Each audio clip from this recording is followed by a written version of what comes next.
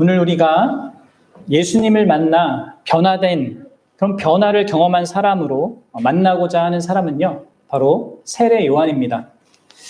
이 세례 요한은 좀 특별한 사람이죠. 어떤 의미에서 예수님을 만나서 변화를 경험한 사람으로 이 세례 요한을 언급한다는 것이 여러분들에게 의아한 일이 될지도 모르겠습니다. 왜냐하면 우리에게는 일종의 선입견이 있잖아요.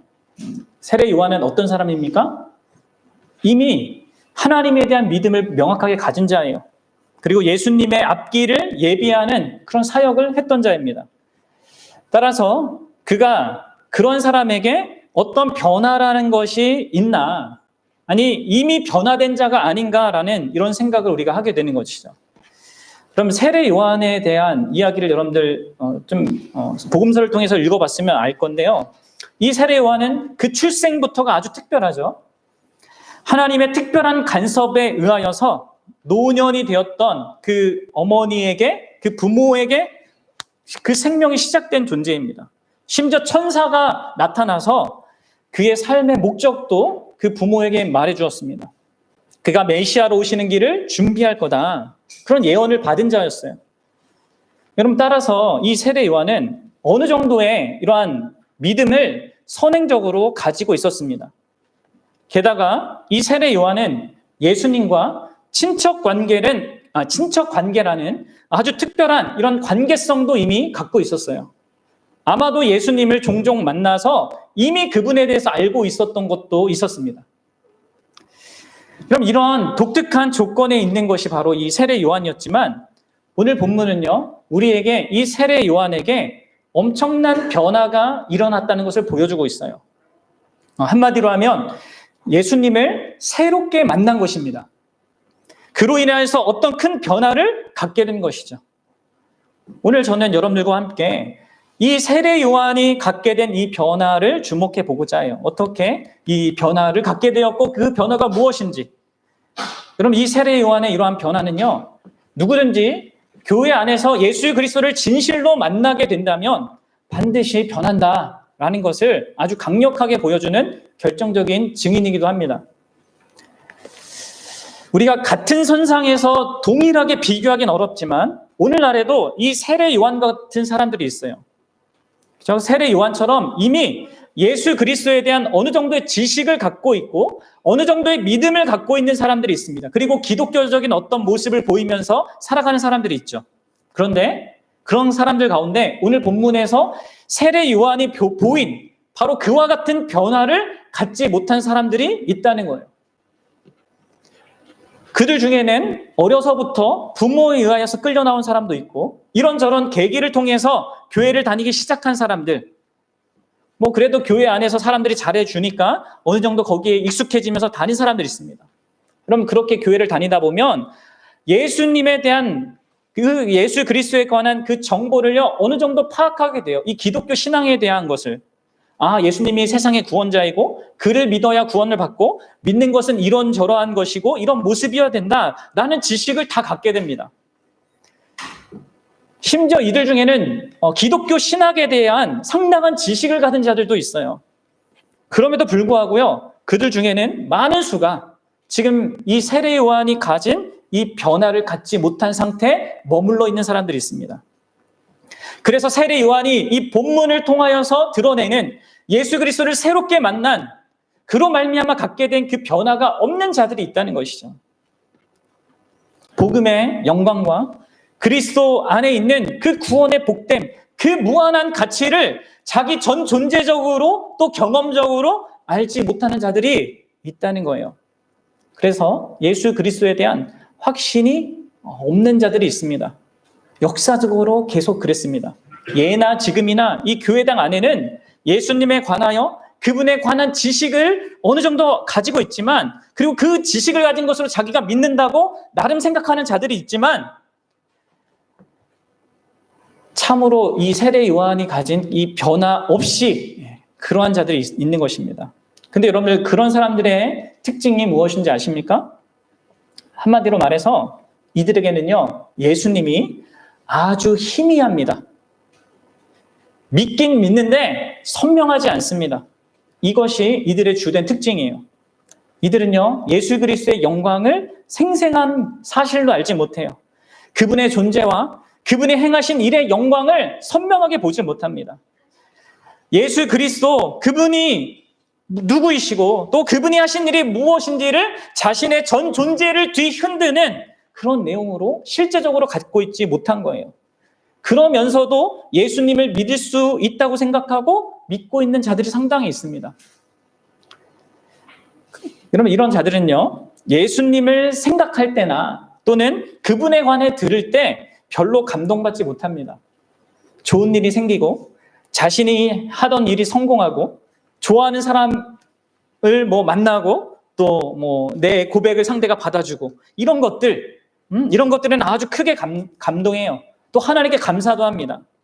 그런데 그 모든 것에 비해서 예수님에 대한 감동이 크지가 않아요. 예수님에 대한 그 믿음이 견고하지 못합니다. 그래서 확신이 없어요. 여러분, 그런데 바로 그런 사람들에게 오늘 세례 요한의 이 변화는요, 아주 중요한 메시지를 전해주고 있습니다. 그래서 우리가 이 세례 요한을 잘 살펴봐야 돼요. 자, 여러분, 세례 요한이 어떤 상태에 있었습니까?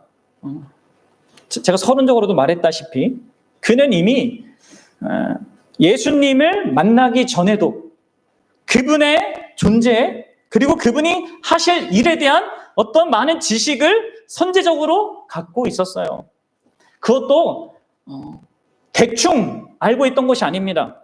정확한 지식으로 그리고 그것을 믿는 믿음을 소유하고 있었어요. 그런데 이 세례 요한이요, 바로 예수 그리스도를 어떤 시점에 새롭게 만남으로 말미암아 큰 변화를 경험하게 되는 거예요.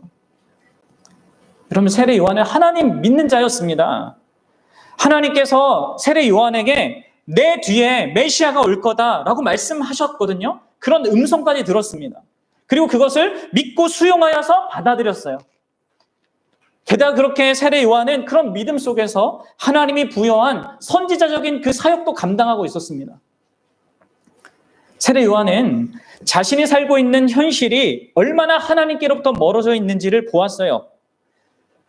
하나님의 백성의 삶에 죄가 얼마나 가득 있는지 그것을 남다르게 보았습니다. 그래서 그것을 지적하고 경고하는 그 선지자의 역할을 했어요. 구약의 선지자들처럼 말이죠. 사람들의 죄를 지적하고 이렇게 하면 안 된다, 하나님께 심판받는다, 돌이켜라, 회개를 촉구했습니다. 회개의 세례를 베풀었습니다. 그러자 많은 사람들이 그의 선포를 듣고 그에게 나와서 세례를 받고자 했어요. 광야에서 이 예루살렘 종교의 그 중심지인 곳에서부터 한참 벗어난 곳인데 그 광야에서 그 말을 선포했는데 사람들이 막 몰려옵니다. 놀라운 일이죠. 그래서 심지어 당대 종교 지도자들이 그에 대해서 궁금해서 사람들을 보냅니다.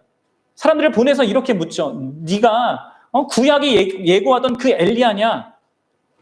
모세가 얘기하던 그 선지자냐? 라고 물었던 것입니다. 세례 요한은 그런 질문에 다 아니라고 대답하면서 그렇게 이렇게 반응했지만 사람들이 보기에는 그는 구약의 선지자와 같은 그런 모습을, 그런 역할을 하고 있었던 거예요. 죄를 지적하고 회개를 촉구하는 그런 선지자 말입니다. 그래서 여러분들, 많은 사람들이 그 세례 요한의 그런 지적을 받고 나와서 그의 선포에 도전을 받고 나와서 그에게 이렇게 묻습니다. 우리가 그러면 어떻게 해야 됩니까? 우리가 이 죄를 지었는데 이 당신이 얘기한 대로 우리가 범죄하고 있는데 어떻게 해야 됩니까? 세례 요한은 뭐라고 얘기합니까? 누가복음을 보면 너의 잘못을 뉘우칠 뿐만 아니라 네 행실을 고쳐야 된다.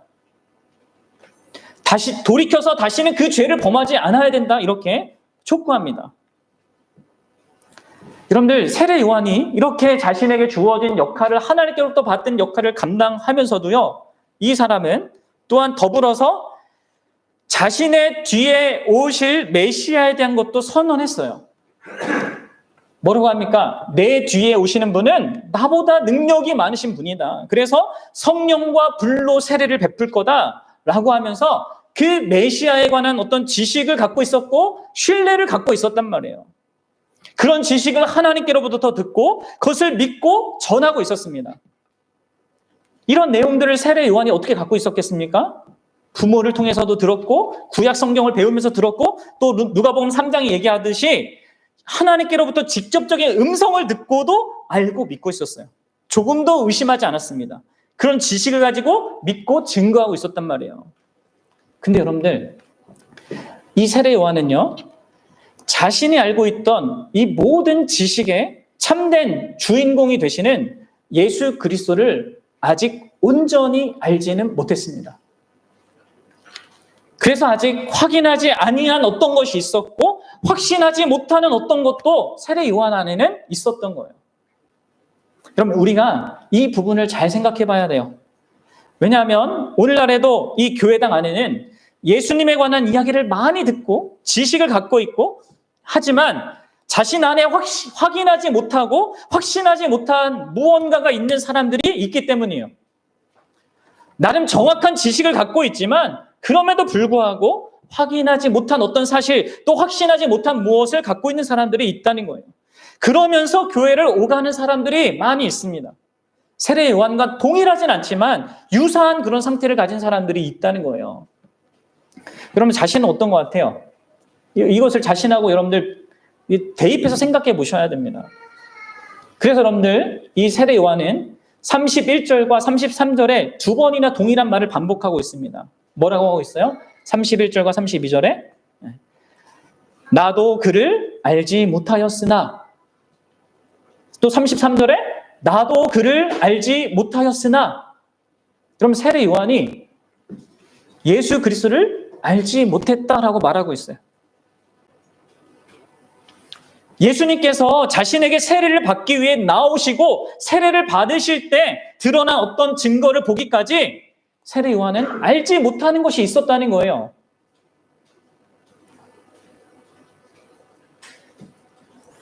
하나님께서 자신에게 말씀하신 그분, 자기가 그 오실 분의 그 길을 예비하는 그런 역할을 하는 자로서 오실 그분에 대한 어떤 의미에서 참되게 알지 못했던 어떤 것이 있었다는 거예요. 그런데 이제는 뭡니까? 왜 이 두 말을 하는 거겠어? 내가 알지 못했다라는 왜 두 말을 하겠습니까? 이제는 그가 예수 그리스도를 알게 되었다는 것이죠. 알지 못했던 그 예수를 진정한 의미에서, 참된 의미에서 알게 되었다는 것입니다. 그리고 확신하게 되었다는 거예요. 바로 이 고백 속에, 이 세례 요한의 이 고백 속에 이러한 그분의 변화, 그 변화가 담겨져 있는 겁니다. 그리고 여러분들, 우리에게 바로 이러한 변화, 이 세례 요한이 가진 이 변화가 우리 안에 동일하게 있어야 된다는 거죠. 여러분, 그 변화가 뭔지를 우리가 살피기 전에 먼저 생각해 볼 것은 어떤 게 계기가 되었냐 이거예요. 무엇이 계기가 되었냐. 그것은 바로 33절이 언급하고 있듯이 예수님께서 받으시는 세례입니다. 그 전까지 세례 요한이 예수님에 대해서 어느 정도 알고 관계도 맺고 친척 관계니까 뭐 이렇게 알고 있었는데 이 예수님에 대한 이해가 전적으로 바뀌게 된 그 시점이 있습니다. 그게 바로 언제예요? 예수님이 세례 받으실 때예요. 바로 그 세례 받으실 때, 예수님이 세례 요한에게 세례를 받으러 나오실 때 바로 그 시점에 드러난 여러 가지 증거가 있거든요. 그러므로 말미암아 그분에 대한 이해가 새로워진 것입니다. 그래서 큰 변화를 자기 안에서 갖게 된 거예요. 그럼 다른 복음서를 보면 세례 요한이 예수님에게 세례를 베풀고 예수님이 물에서부터 올라오시는데 32절에 말씀하신 그 내용을 보게 됩니다. 바로 성령이 그 예수님 위에, 머리 위에 머무는 것을 이 세례 요한이 명확하게 보게 돼요. 마태나 누가는 이것이 성령이 비둘기같이 임하는 것처럼 보였다라고 기록하고 있어요. 그러니까 이 세례 요한은 지금 시각적으로 확인하는 것입니다. 확인한 거예요. 이분이 진짜 하나님이 얘기하신 그분이구나. 여러분, 세례 요한에게 하나님께서 이미 말씀하신 것이 있었거든요. 33절의 내용이에요. 여러분, 33절 보세요.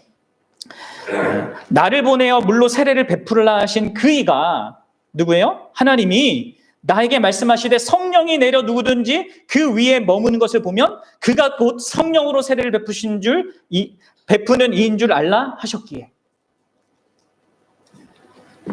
성령이 머무는 그 대상을 너가 보게 되면 그 사람이 내가 얘기한 그 존재다. 성령으로 세례를 베푸는 자이다. 라고 확인할 수 있다는 거예요. 그럼 심지어 다른 복음서에 의하면 예수님이 세례를 받을 때 하늘로부터 음성까지 있었습니다.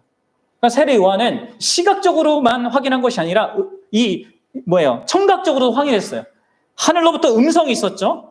이는 내 사랑하는 아들이요 내가 기뻐하는 자라. 요한은 자기가 보고 들은 이러한 증거들을 통해서 바로 그때 이 예수님이 세례받는 그때 그 예수님에 대하여서 확실하게 알게 된 사실이 있었던 것입니다. 바로 이분이 내가 증언하고 내가 가리켰던 바로 그 메시아구나. 이것을 확인하고 확신하게 된 것이죠. 그리고 여러분들, 이런 세례에 예수님의 세례로 있게 된 이러한 증거들로 인한 세례 요한의 안에 갖게 된 이 변화 있잖아요. 이러한 세례 요한의 변화의 실체를 가장 선명하게 보여주는 것이요. 오늘 본문 29절의 이 선언이에요. 29절의 선언 뭡니까? 한번 보십시오. 뭐요? 보라, 세상 죄를 지고 가는 하나님의 어린 양이로다.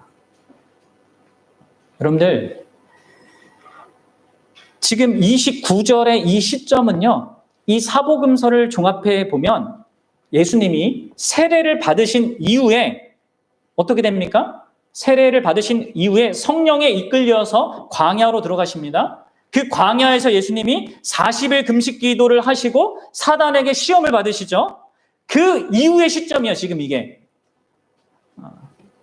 세례 요한에게 세례를 받고 조금 시간이 지났다는 거예요. 그 이후에 다시 세례 요한에게 나아오는 예수님을 보면서 이 세례 요한이 이런 고백을 하고 있는 겁니다. 보라, 세상 죄를 지고 가는 하나님의 어린 양이로다. 여러분, 우리는 이 고백을 그냥 아주 익숙하게 여기고 세례 요한이니까 말했지라고 생각할지 모르겠는데, 이 고백은요, 세례 요한 안에 아주 큰 변화가 일어났음을 시사해주는 그런 내용입니다. 여러분, 이 같은 세례 요한의 선언은 메시아에 대한 그의 이해가 완전히 달라졌고 열렸다는 것을 보여주는 거예요. 그러면 세례 요한은 예수님께 처음에 예수님을 만났을 때, 예수님이 세례를 받으러 나오셨을 때까지는요, 이런 식의 증거를 하지 않았습니다.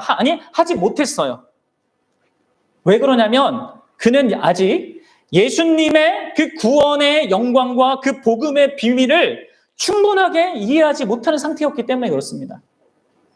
자신에게 전달된 하나님의 메시지를 갖고 있었고 그것을 전달하는 일에서 충성을 다했지만 세례 요한은 아직 이 부분에 있어서 하나님의 어린 양이다, 죄를 지고 가는 하나님의 어린 양이라고 하는 이 부분에 있어서 아직 충분한 이해를 갖고 있지 못했습니다.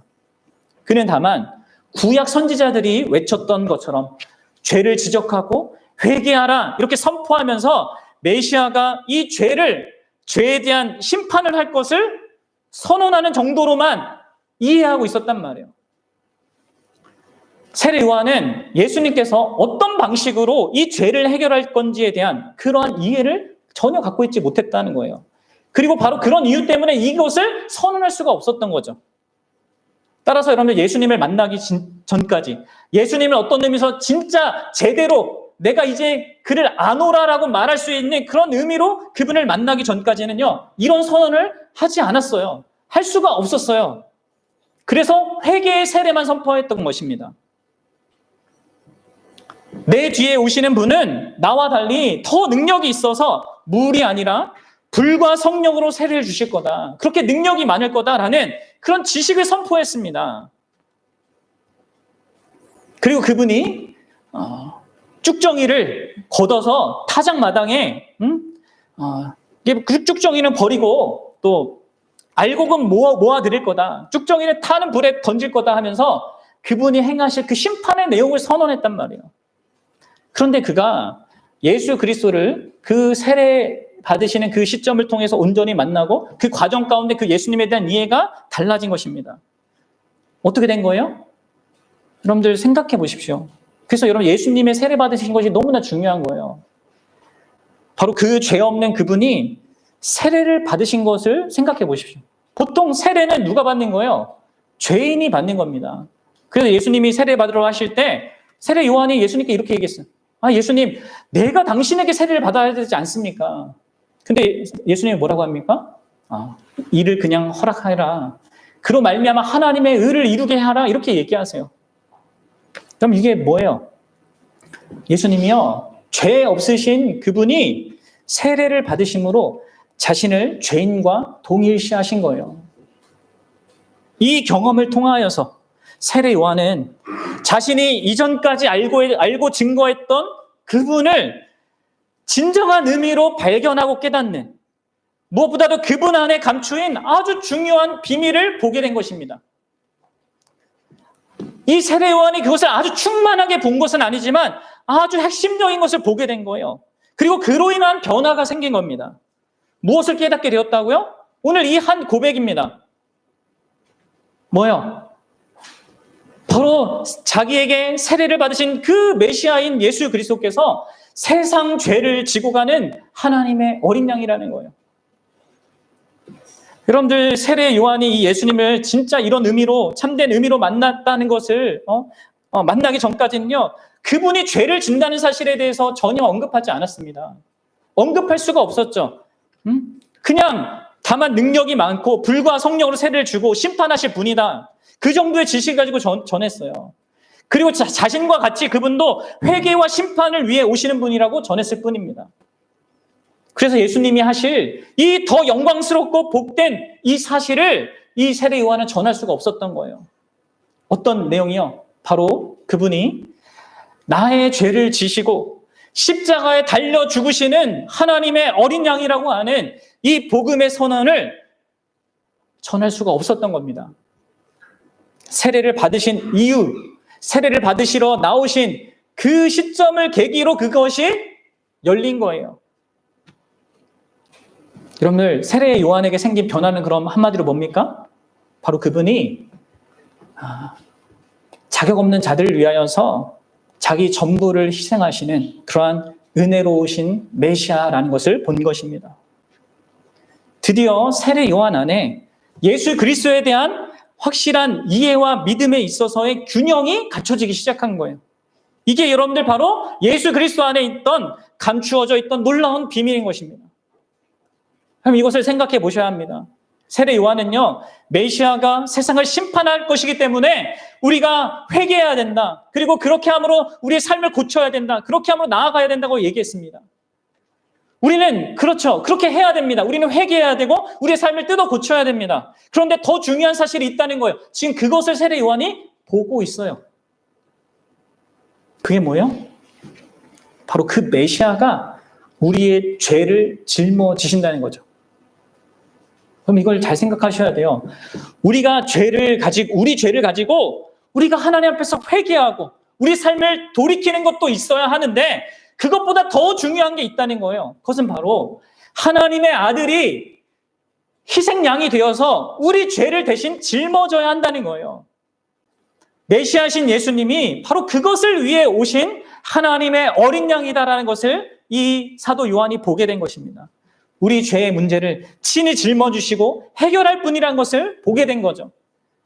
그래서 여러분들, 그가 광야의 시험을 다 마치고 이기고 나으셨을 때, 그에게 다시 나와 오셨을 때 이 세례 요한은 그분을 바라보며 이렇게 선언한 겁니다. 보라, 세상 죄를 지고 가는 하나님의 어린 양이로다. 여러분, 이것은요 굉장히 놀라운 선언이에요. 그리고 이런 선언 자체가 이 세례 요한에게 생겼다는 것 자체가 엄청나게 놀라운 것입니다.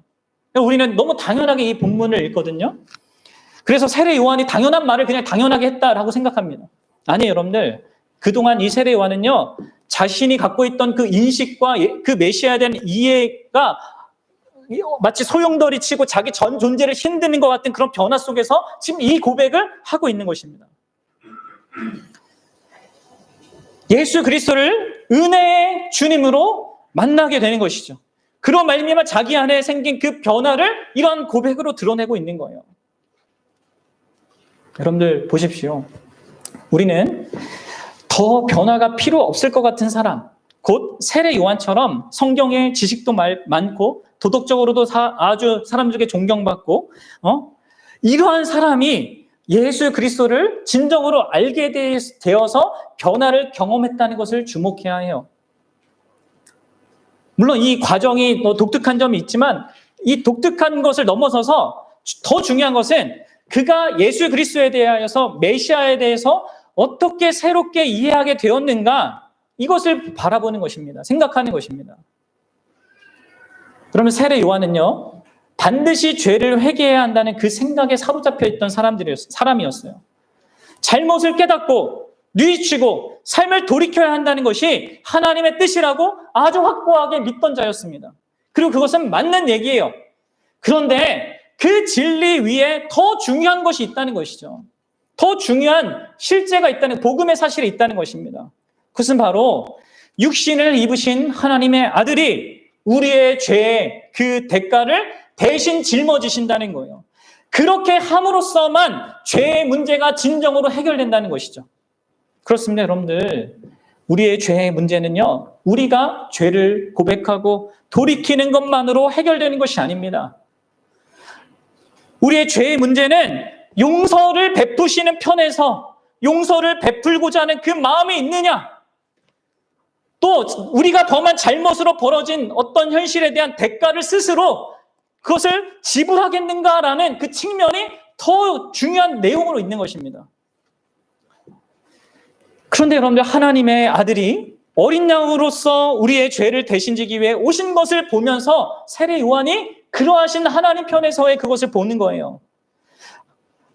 하나님은 어린 양 예수 그리스도를 통하여서 하나님 자신의 은혜로우심을 보여주시는 것입니다. 그래서 세례 요한이 이 놀라운 복음의 비밀을 진정으로 알게 되는 거죠. 여러분들, 잘 생각해 보십시오. 죄를 지적하는 게 필요합니다. 죄를 지적받았으면 하나님께 나아가 회개하는 것이 필요합니다. 다시는 그 죄 가운데 살지 않도록 부단히 힘쓰는 것도 필요합니다. 그러나 세례 요한은 죄를 친히 해결하기 위해 오신 그 예수 그리스도를 만난 뒤에는 바로 자신이 그렇게 중요하다고 생각했던 그 모든 것보다 더 중요한 무엇이 있음을 선명하게 알게 된 거예요. 죄의 근원적인 문제, 그것을 해결하기 위해 그분이 세상 죄를 지고 가는 하나님의 어린 양으로 오신 것으로 그분에 대한 이해가 열린 것입니다. 풍성해진 것이죠. 죄의 가장 결정적인 해결책은 하나님의 값없는 은혜구나. 그분이 스스로 값비싼 대가를 지불해서 값없이 주시는 은혜구나. 이것을 깨달은 겁니다. 사랑하는 여러분, 이것이 대단한 변화로 보입니까? 여러분들, 이것은 엄청난 변화입니다. 그리고 이 변화가 내 안에 있는가 우리는 확인해야 합니다. 의외로 많은 사람들이 예수님을 이렇게 알지 못합니다. 예수님을 말하고 예수님을 좋아한다고 말하고 교회를 내가 좋아한다고 말합니다. 다니는 거 다 좋다. 난 기독교인한테 말합니다. 근데 이 복음의 영광을 모르는 사람들이 많아요. 단순히 종교적인 이해입니다. 죄를 해결하기 위해서 회개를 해야 되고, 우리의 예배는 어떻게 드려야 되고, 신자는 어떻게 살아야 되고, 이런 나름의 지식을 갖고 있어요. 그러나 여러분들, 이 모든 것들을 진정한 의미에서 생기 있게 하는 예수 그리스도의 어린 양 되심에 대한 이 참된 이해가 부족한 자들이 많다는 거예요. 그래서 생기 없는 신앙생활을 합니다. 그래서 끌려다니는 신앙생활을 합니다. 그렇게 예수님을 믿는 사람들이 많아요. 여러분들, 이러한 세례 요한은 이러한 이해의 변화와 함께 그분에 대한 신앙의 태도, 삶의 태도도 확 크게 달라져요. 그는 예수 그리스도 안에 있는 이 구원의 비밀, 예수님 자신이 그 죄에 대한 모든 그 대가를 친히 받으심으로 말미암아 우리에게 값없는 용서를 내어주신다는 이러한 비밀의 확신 속에서, 감격 속에서 이 삶의 태도가 확 달라져요. 그리고 그분에 대한 자신의 삶을 이렇게 확정짓는 말을 합니다. 어떻게 해요? 요한복음 3장 30절에 가면 세례 요한이 이렇게 얘기하죠. 우리 같이 읽어보도록 합시다. 시작. 그는 흥하여야 하겠고 나는 쇠하여야 하리라. 아멘. 그러면 이게 세례 요한이 예수 그리스도를 정말 인격적으로 더 풍성하게 새롭게 만남으로 말미암아 바뀌게 된 그 삶의 태도예요. 확정된, 확고하게 가진 삶의 태도입니다. 여러분 어떻습니까? 여러분들이 진짜 예수님을 만난 자로서 이와 같은 참된 변화가 있습니까? 여러분들은 예수님을 만난다는 것에 대한 그 의미가 무엇인지, 이 세례 요한이 갖는 이 변화에 이것을 여러분들 소유하고 있는지 여러분들도 보십니까? 그럼 예수님을 믿는다는 것에 그 의미를 우리가 분명히 알아야 합니다. 오늘날에는 이러한 변화 없이 이러한 어떤 중심과 태도와 삶의 변화 없이 그 예수 그리스도의 그 무한한 은혜, 그 값없는 은혜, 죄 용서하시고 그분이 자신이 희생하신 것에 대한 그 가치와 의미에 의하여서 자기의 존재가 바뀐 것 없이 예수님을 믿는다고 말하는 자들이 많습니다. 여러분들 3, 4년, 5, 6년 그리고 모태신앙으로 자라면 성경에 많은 지식을 갖게 되고 예수님에 대해 술술 얘기하고 뭐 이렇게 자연스럽게 됩니다. 그런데 문제는 그런 사람들, 많은 사람들 중에 이런 이 세례 요한이 이렇게 예수님을 만나고 가졌던 것과 같은 이런 변화를 갖지 않고 또 그것이 없는데도 교회를 열심히 다니면서 안주하고 있다는 것이 문제인 거예요. 예수님 이렇게 믿어야 돼. 뭐 주일은 이렇게 지켜야 돼. 죄는 이렇게 회개해야 되고 주님은 이렇게 섬겨야 되고 우리가 서로 어떻게 사랑해야 되고 교회는 이래야 돼. 그런데 그 사람에게 없는 게 뭐예요? 죄를 해결하기 위해 오신 예수 그리스도의 그 십자가의 은혜가 생생하지 않다는 거죠. 자기가 뭘 해야 되는지를 아는데 자신에게 정말 놀라운 일을 행하신 그분에 대해서, 그분이 하신 일에 대해서, 그 가치에 대해서 그것은 잘 모르는 것입니다. 그럼 이것을 어떻게 아냐면 그것을 누리지 못해요. 이게 얼마나 엄청난 일인지, 어떻게 내 전 존재와 인생을 뒤흔드는 일인지, 어떻게 세계 역사의 이게 중심인지, 어떻게 이것으로 하나님께서 온 인류 역사를 뒤집는지, 이러한 의미로서 예수님의 십자가를 바라보지 못합니다. 그리고 그렇기 때문에 예수님을 높이지를 않아요. 이런 사실을 보면 알게 돼요. 예수 그리스도가 없으면 안 되는 자기 자신임을 모릅니다. 예수 그리스도가 우리 죄를 위해서 죄를 짊어지고 그 희생 제물로 자신을 드린 일의 그 의미가 얼마나 엄청난 것인지를 바르게 알지 못하고 깨닫지 못하는 것입니다. 여러분들 어떻습니까? 여러분들은 어떻게 알고 있습니까? 자기의 죄를 회개하는 것만 알고 있습니까? 여러분들 우리는 이 세례 요한과 비교할 수 없는 복된 복음의 사실을요 더 풍성하게 볼 수 있는 자들이에요. 세례 요한은 지금 예수님이 십자가에 죽으시고 부활하신 그 실체를 아직 보지도 못했죠. 그냥 세례라는 그 사건을 통해서 알게 된 것뿐입니다. 근데 여러분 우리는 봐요.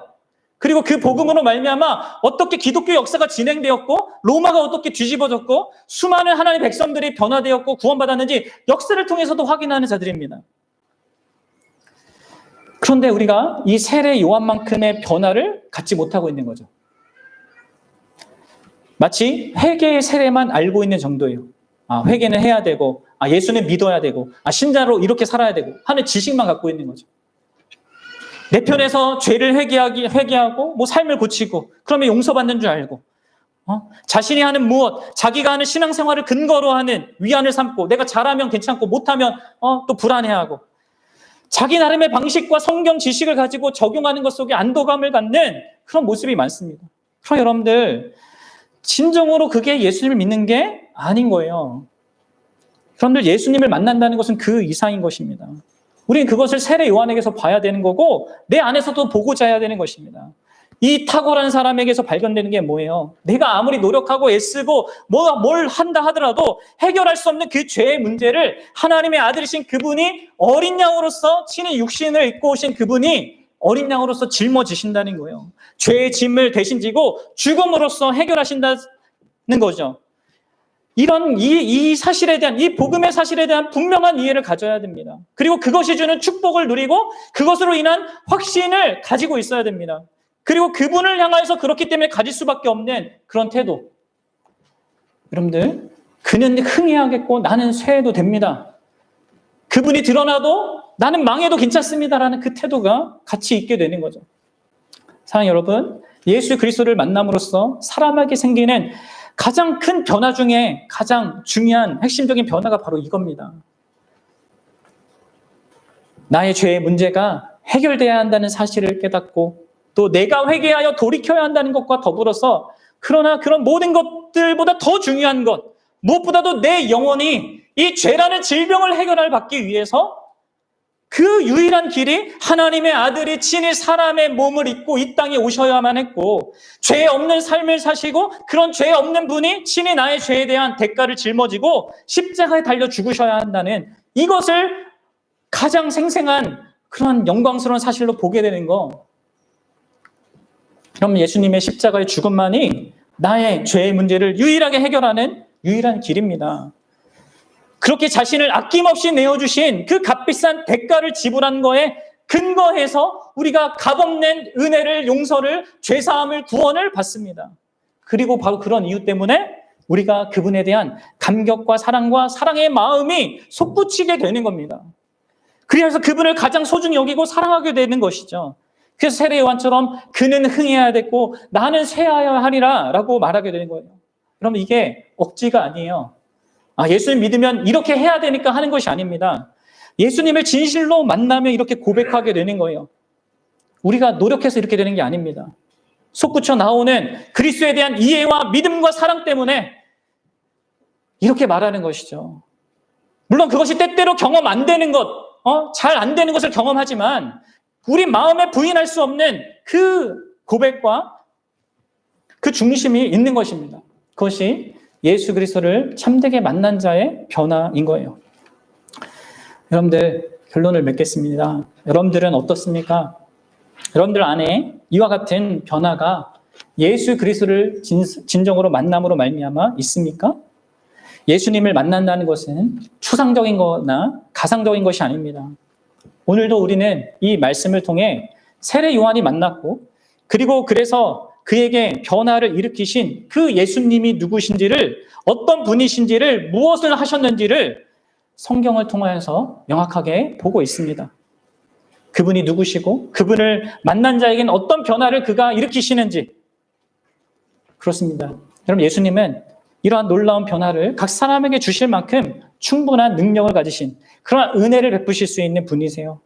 우리의 영혼의 의사로서 친히 우리의 죄의 문제를 짊어지고 해결하기 위해 오신 그런 하나님의 아들이십니다. 사랑하는 여러분, 제가 지금 이런 말을 해도 이게 무슨 말인지 나는 도무지 모르겠다, 이해가 안 간 사람 혹시 있습니까?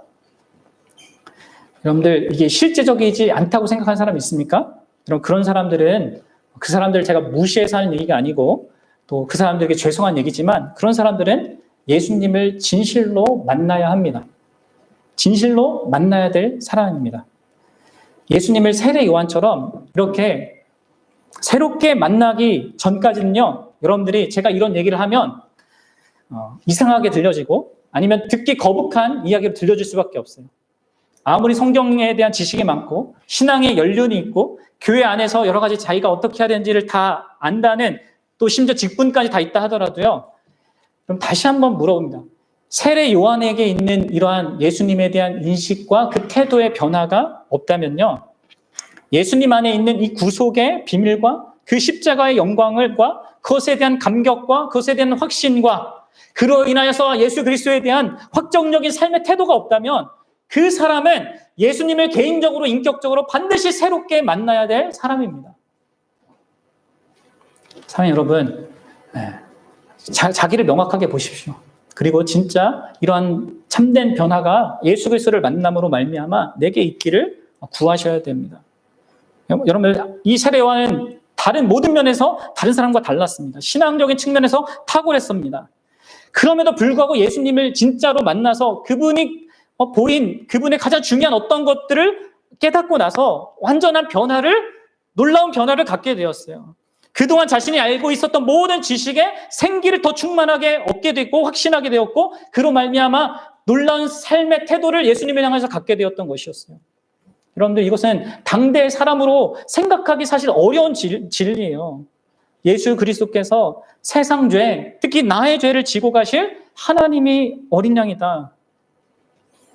육신으로 입고셔서 하실 그 일이 어린 양으로서 그렇게 내 죄값을 대신 담당하려 하는 것이다라는 이 사실, 이게 구약이 사실 그토록 자주 반복했던 모든 제사의 궁적인 실체잖아요.